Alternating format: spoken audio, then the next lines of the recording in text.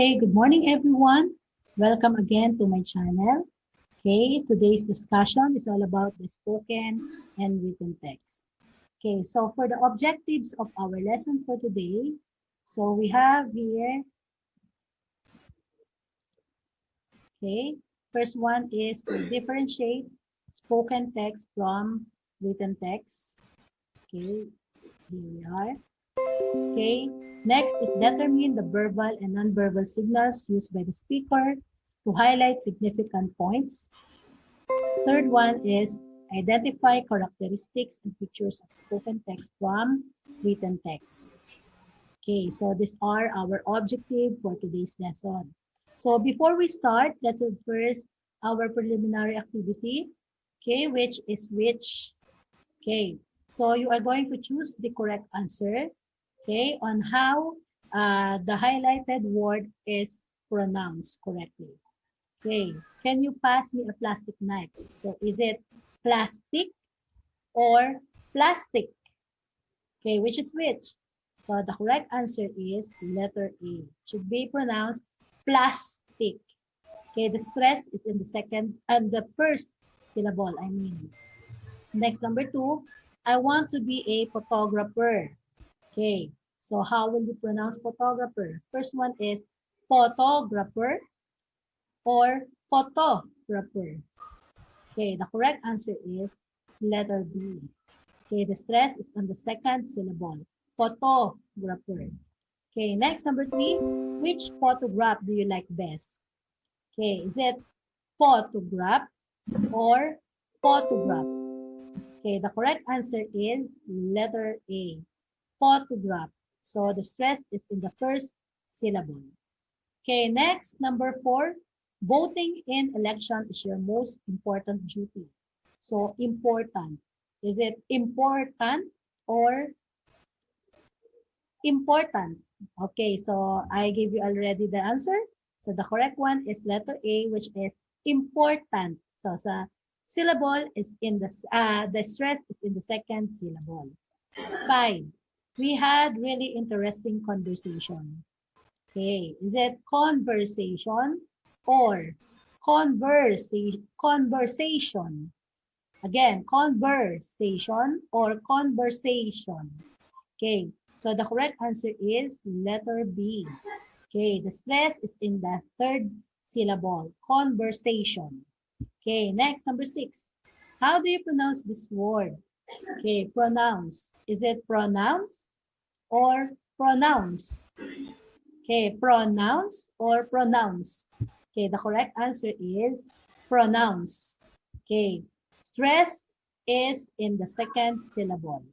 Okay, so for sure, do you have already the idea of what we are going to discuss this morning? Okay, so let us first have define, okay, the spoken text and then the written text. Okay, so when we say spoken text, it is unplanned. Okay, why is it unplanned? Because we utter words, okay, we speak words without even planning it. Like for example, we just bump with our neighbors in the street. So we can have a spoken text or we can have a conversation with them, a dialogue with them, so which is unplanned. Okay, and then for the written text, plan. Yes, because as we grab our pen and then paper, so we have our mind that we are going to write a letter or any form of a written text. Okay, and then less structured. Yes, in the spoken text, okay, it is said to be less structured because we don't have to follow any rules in speaking. Okay, unlike with the written text, okay, it should be organized because when we are writing, we should follow the correct grammar. Okay, although in the spoken text, we use also the correct grammar, we follow the correct grammar, but not unlike in the written text. Okay, and then we also consider the handwriting, our handwriting, and then we also consider the organizations of the topic or the ideas that we write in a written text, and then the oneness and then the correctness of a written text. And then interactive, Okay, spoken text is interactive. Why? Because like for example, in a conversation or in a dialogue, we have a speaker and then the listener. And then we are sharing messages, sharing ideas, and then a speaker give the background or the information while the listener give the feedback. And there's also a tendency that the speaker become the listener and the listener become the speaker. That's why it is interactive. While in the written text, it is transactional. Okay, because we cannot say that once we send letter or send a written text, we immediately receive the response. Okay, sometimes it took 1 day, 1 month, or 1 week, okay, or years before we receive the response in the written text or letters that we send. That's why it is a transactional. Okay, these are the characteristics of a written text. First, we have final draft status. Yes, in a written text, we have the final draft status. Everybody is experienced to have while you are writing a paragraph, an essay, or other written text. Okay, we have first the rough draft. Okay, and then after doing the rough draft, we now come to the final draft. Okay, wherein we make it the most perfect, okay, perfect written text that we could. Okay, and then next one is density of content. So like what I said a while ago, so we are aware and we must consider the content of our written text. Okay, what are we going to, what topic or main ideas that we are going to discuss, how are we going to support, okay, our main idea or our topic. And then the grammar, yes, in the use of grammar. So we can deny the fact that when we are writing and written text, we always consider the use of grammar. Okay, like for example, the subject-verb agreement. Okay, what pronouns to use or to substitute.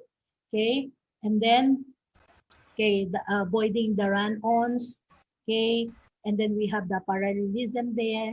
Okay, so that's it. In the written text, we should consider the grammar. And then punctuations. Yan. Punctuation, whether we are going to use a question mark, a period to end our written text, or an exclamatory, okay? And then, what else? Exclamation, a comma, okay? We have to use those punctuation, okay? And then next is the cohesion. So cohesion is a grammatical and lexical linking with the text or sentence that hold a text together and give its meaning. So this is what we call the oneness, okay? The oneness of our written text, okay? It should be everything that we write in our written text should be connected to our main idea, okay?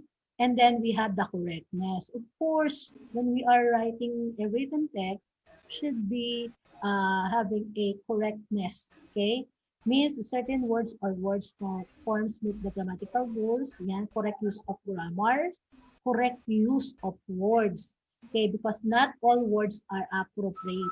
Okay, we should look for the best word which is suited to our topic. Okay, and then the right use of vocabulary too. So these are the characteristics of written text. Again, the final draft status, density of content, grammar, punctuation, cohesion, and correctness. Okay, and then how about the characteristics of spoken text? Okay, we have the prosodic. Okay, so a prosodic is a nonverbal quality of speech which modifies meaning or conveys emotions through shifts in sounds and grammatical structure. So meaning it is nonverbal. So you don't need to say a word, okay, in order to convey or give a meanings to your listener. Okay, by the use of this prosodic, okay, you already giving them an idea of what you want to say to them, okay, even without uttering words. So these are the use of sounds and then grammatical structures. Okay, first we have the volume. Okay, so it is perceived loudness of the speaker. So once we have once we have a loud voice, okay, So meaning it gives an idea for the listener that you are going to, that you want to emphasize that word, or maybe you are not feeling, okay, you are not feeling good, you are irritated, or you are angry at this moment. Okay, the loudness of the speaker. Or sometimes when you make it soft one, okay, the softness of the voice, maybe you don't want to hear that words, no, by everybody, or you just want to share them, but not all. And then maybe you are what? You are not energetic, or you are not enthusiastic, and you are not feeling well, okay, to do so, okay, to do that, okay, to perform the speech or to do that kind of activity. Okay, and then next one is fluency. Okay, means speaking easily, reasonably quickly, and without having to stop and pause a lot. Okay, so fluency, meaning you know already what you are going to say. Okay, you are fluent speaker. Okay, so you don't experience having those kind of stuttering words. Okay, you are pausing, or you stop for a while because you are thinking for what is the next word that you are going to say or you are going to utter. Okay, so when we say fluency, okay, it is the, like what you said, okay, you speak in easily manner. Okay, as if you know all the things that you are going to say or you are going to impart with them. Okay, so you are comfortably speaking, okay, and then you are at peace. Okay, and then next we have the tone. Okay, tone of voice is the ability to change the meaning of the word by changing the pitch. Okay, intonation, okay, the pitch, whether it is high pitch, low pitch, intonation, whether it's rising intonation or low falling intonation, the volume, loudness, or the softness of the voice. And then for number 4, stress, degree of strength, okay, used to produce a syllable or a word in a sentence. So that is what we did in a preliminary activity. Okay, the strength, okay, the degree of strength. Where are you going to put the stress? Okay, or where are you going to, okay, where are you going to, what, in what syllables you are going to emphasize, or what syllables you are going to emphasize. So that is the stress. Okay, so talking about stress, okay, so we have this rule. One word has only one stress. Okay, and then stress is said to be uh, put in as vowels, not in a consonant. Okay, so let's just recall what are those vowels. So these are the a, e, I, o, u. Okay, so we put those stress, we put that stress in that vowels, not in the consonant. So maybe some of you are not aware of this rule. Okay, and then stress on first syllable. Okay, stress on first syllable. Most of them are nouns. Okay, nouns that stress, or words, okay, or two-syllable nouns that stress in the first syllable. Like for example, present. Okay, present. Okay, so present, which is not the present one, but then it is about a gift, okay, or something that you give to someone. So present. So that stress is in the first syllable. Okay, we put it in letter E. Okay, and then we also have export. Okay, export. So have you observed that? Have you observed that? So the stress is on the first syllable. Okay, the strength or the impact is on the first syllable. And then we also have China. Okay, we have China. Okay, and then we have table. Table. Okay. And then next one, we have two-syllable adjectives. So still, the stress here is found in the first syllable. Like for the example, slender. Okay, slender, clever, happy, happy. Okay, so that is, no? So remember, most of the noun having two syllables, the stress is found in the first syllable. Same with the adjective having two syllables, it also found, the stress is also found in the first syllable. Okay, but how about in the last syllable? Okay, we have most two-syllable verbs. Okay, like for this example, present. Okay, so present, okay, telling you are present on that day. So that is a verb. So the stress in there is in the second syllable. And same with the export. Export. Okay. Decide. So that is a verb. Decide. And then begin. Begin. Okay. So if you are going to listen carefully, you will observe where is the strength, okay, in pronouncing the word. Okay. Again, remember when it is two-syllable verbs, the stress is found in the second syllable. Okay, how about for the third, for those who are having three syllables or more than three syllables? Okay, we should also consider whether it is a noun or a noun, adjective, or verb. Sometimes when it is a noun and then having a three or more syllables, the stress is found in the second syllable or in the third syllable. Okay, but then if it is a verb, okay, like what in the two-syllable verbs, sometimes it is found in the last syllable when it has three or more syllables. Okay, so did you get it? So let us now proceed to the intonation. Okay, so another characteristic of spoken text is an intonation. Okay, the sound changes produced by the rise and fall of the voice. Okay, rise going up and then fall going down of the voice when speaking, especially when this has an effect on the meaning of what is said. So it seems you can, okay, it seems that stress and intonations are related. But then the difference of the two is stress is in the syllable of the word. Okay, while in the intonation, okay, when in the intonation, it is in the last, okay, the effect on the meaning of what is said usually in the sentence.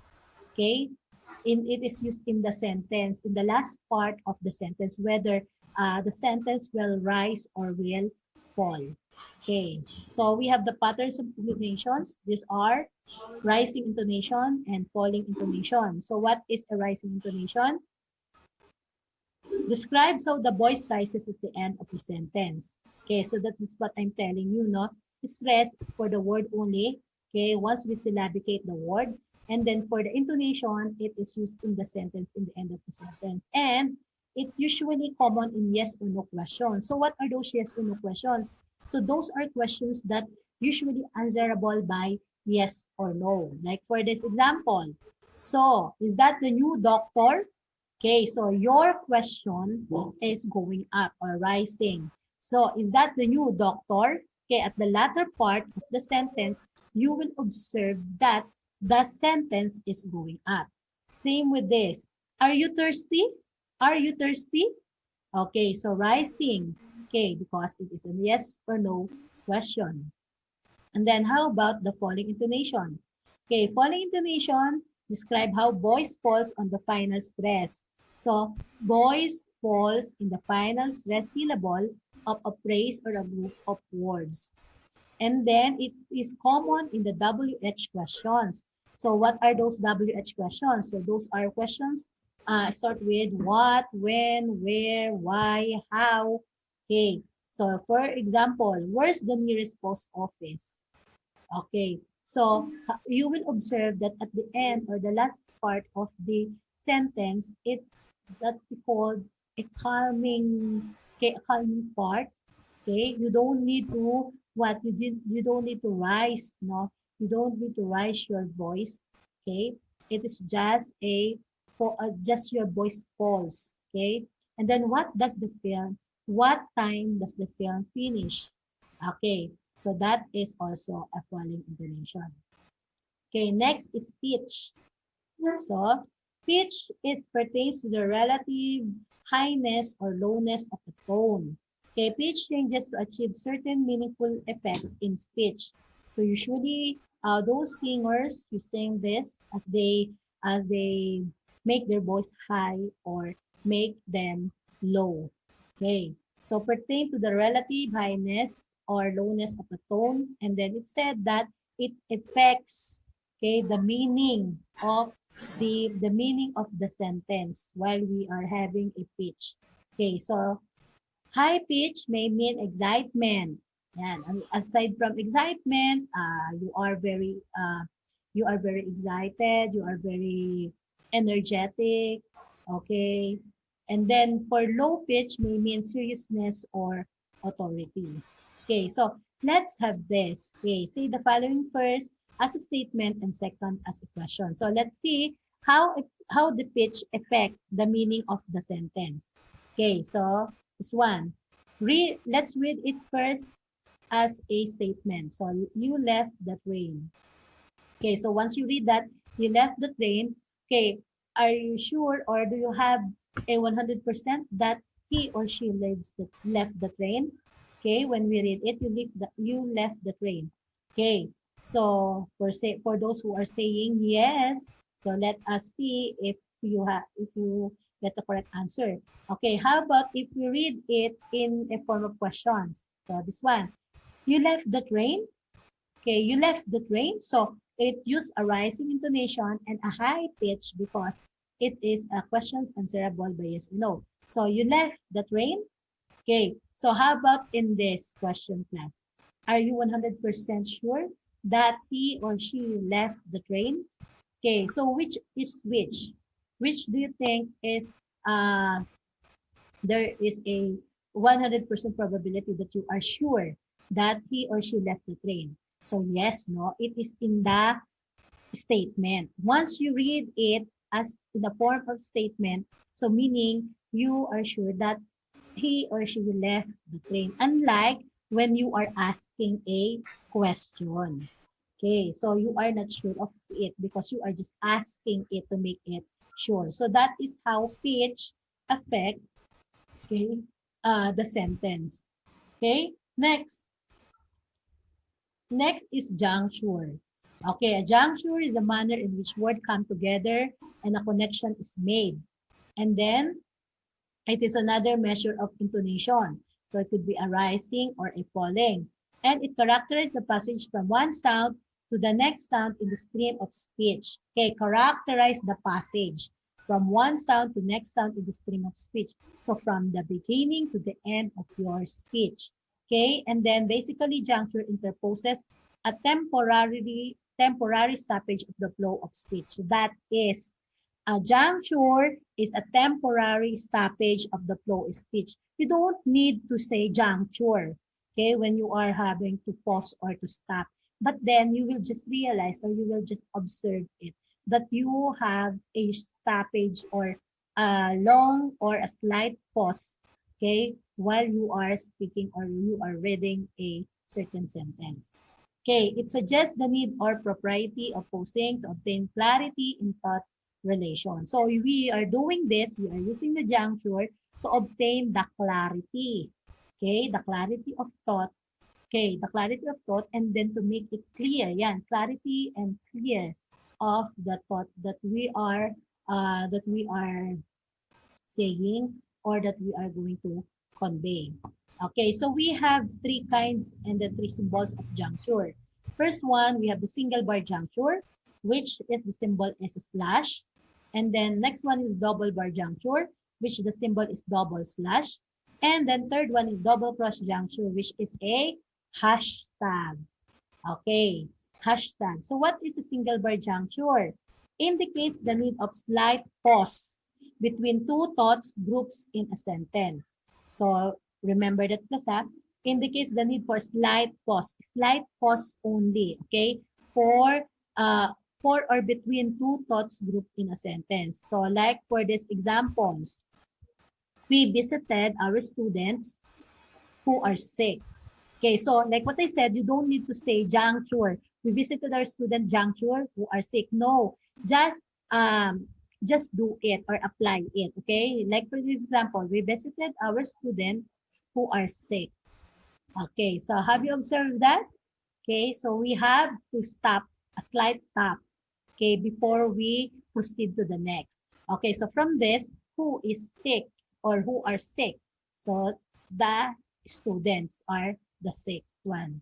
Okay, one of the students who is absent is sick. So that is the way on how you are going to read it or utter the sentence. One of the students who is absent is sick. So who is sick?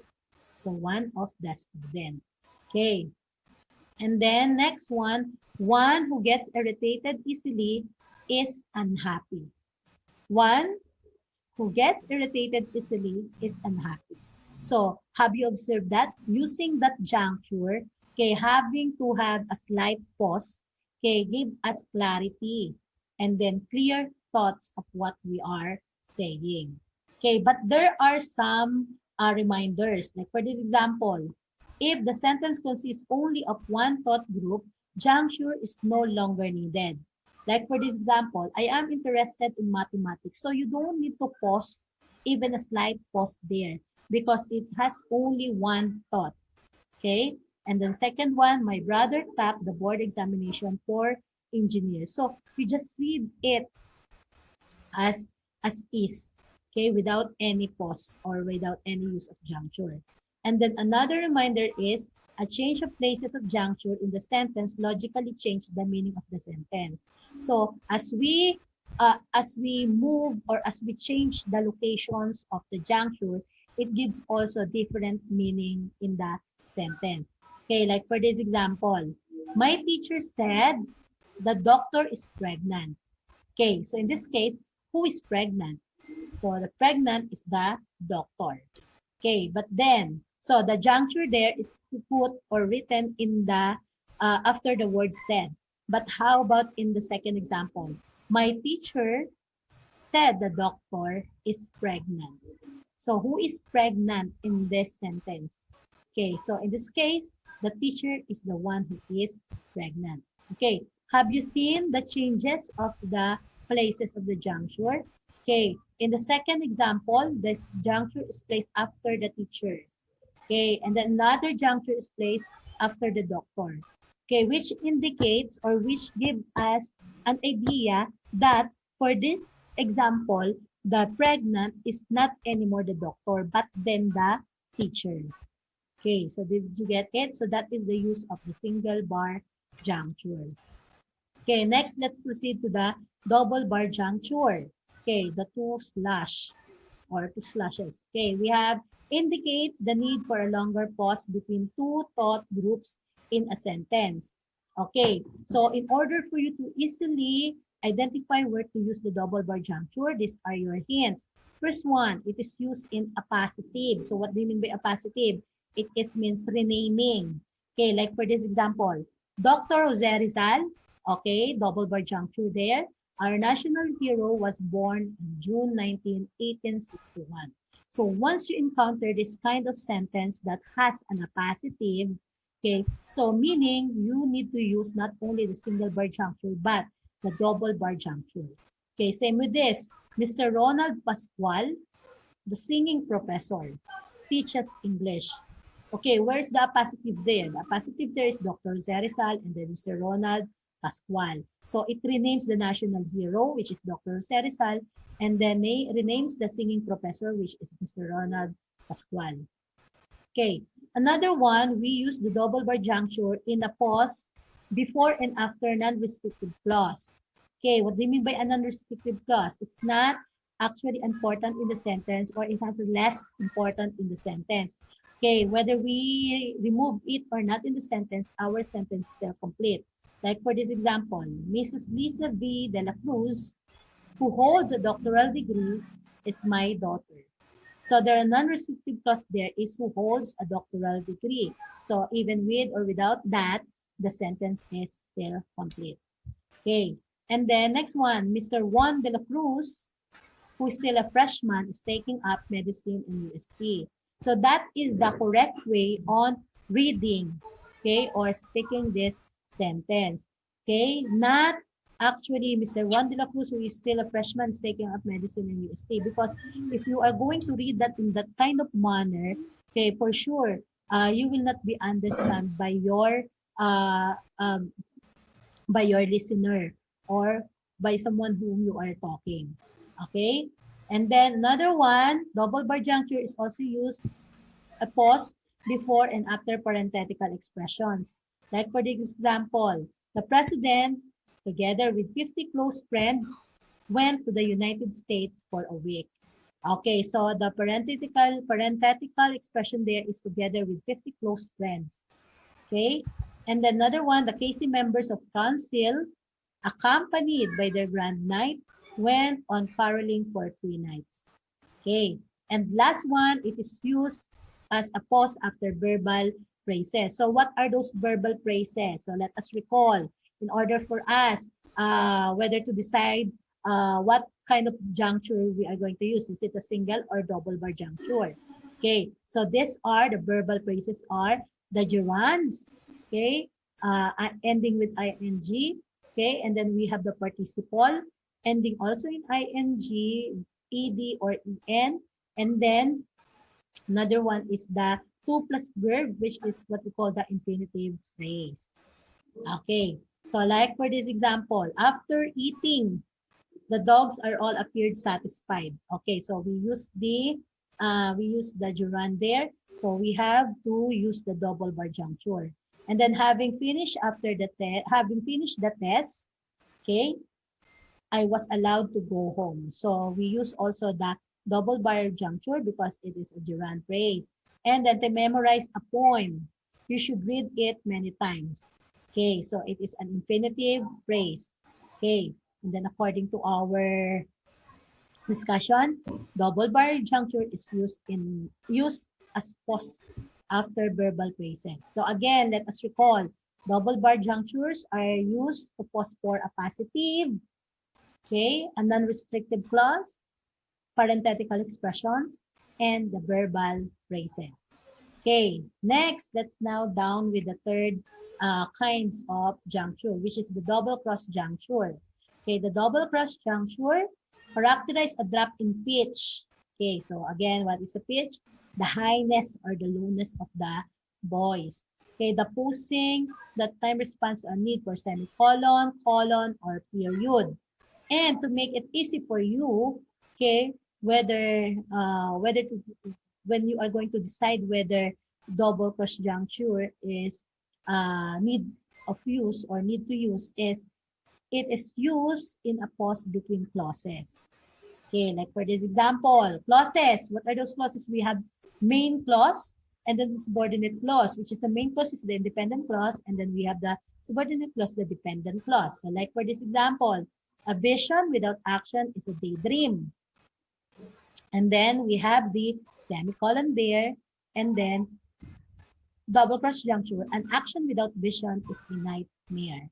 Okay, so in this example, we have the two independent clauses. Okay, so two independent clauses, okay, that use a double cross juncture. Next is, it's not what a man tells, but what he does that makes him great. So you need to have to use the double cross juncture there in order for us to clarify the thought of that sentence. Okay, so you can identify it. You can easily decide whether to use the double cross juncture because, okay, this one is a clauses. Okay, as how we define the double cross juncture. Okay, it is a pause between clauses. Okay, so we can differentiate it from the double juncture, okay, double bar juncture and single bar juncture. Okay, they have the distinction. Okay, and then next one, study your lesson. Otherwise, I'll fail you. Then, if you can say something good of your brother, better say nothing of him. Okay, so did you get it? So listen carefully again as I recall the discussions that we had. Okay, the single bar juncture. Okay, the single bar juncture is used, okay, a slight pause, okay, when we are having two thoughts. Okay, while in the double bar juncture, we have to use it in a positive, non-restrictive clause, parenthetical expressions, and the verbal phrase. And then double cross juncture, pause between clauses. Okay, next. So next are the common examples of spoken text. Okay, we have first the oral stories. Okay, it is an intimate tradition where person tells a story orally in front of his audience. Uh, it could be reading or you memorize it and then you narrate it to your audience. Okay, it could be done by reading. Okay, reading the story while your audience are sitting and then listening to you, or you memorize the story and you narrate it to the students or to the audience. And then we have the monologue. It is a long, tedious speech by one person in a conversation or in a play or movie. So you act, okay? You are alone, but then you are acting all the characters in the movie or in the play. Okay, and then you utter all those conversations or the dialogue in that play or movie. Okay, uh, you utter it alone.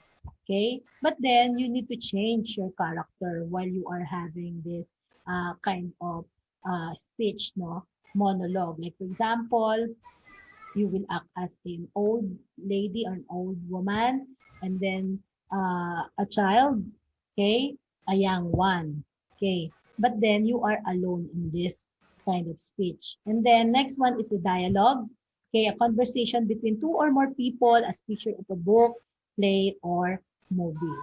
Okay, so a dialogue, okay, uh, you are going to have a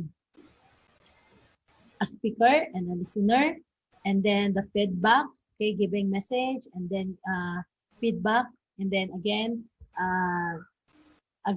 giving message again, and then the feedback or the response. Okay, and the next one is the speech. Okay, speech is the formal address or discourse delivered to an audience. It allows one to inform, persuade, argue, motivate, or entertain. Okay, so it allows you to what? It allows you to express what is in your mind. Okay, whether it is whether your purpose is to inform, to persuade others, to argue, to motivate, or to entertain them. Okay, so those are common examples of spoken text. And then let's us give example of written text.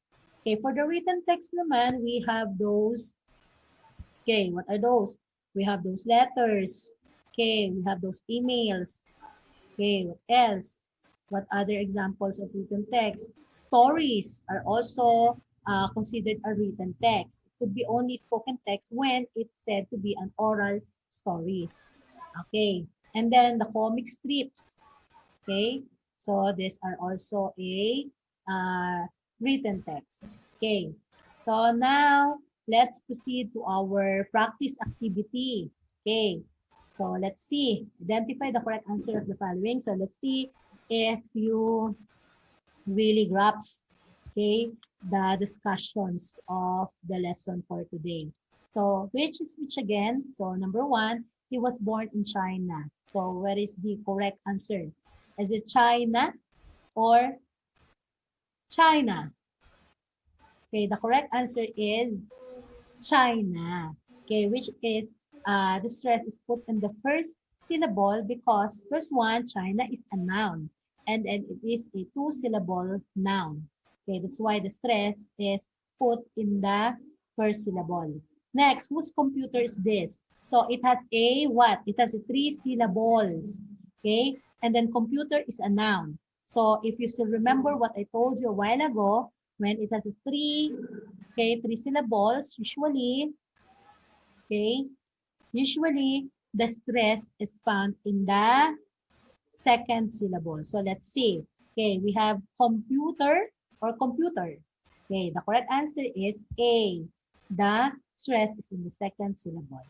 Okay, next, I can't decide which book to borrow. So decide. So better you know also what part of speech is the word. Okay, because it gives you also an idea, okay, on where to put the stress or the strength. Okay, so decide is a verb. So according to the rule, if it is a two-syllable verb, okay, the stress is on what? Okay, is it decide or decide? First or second syllable?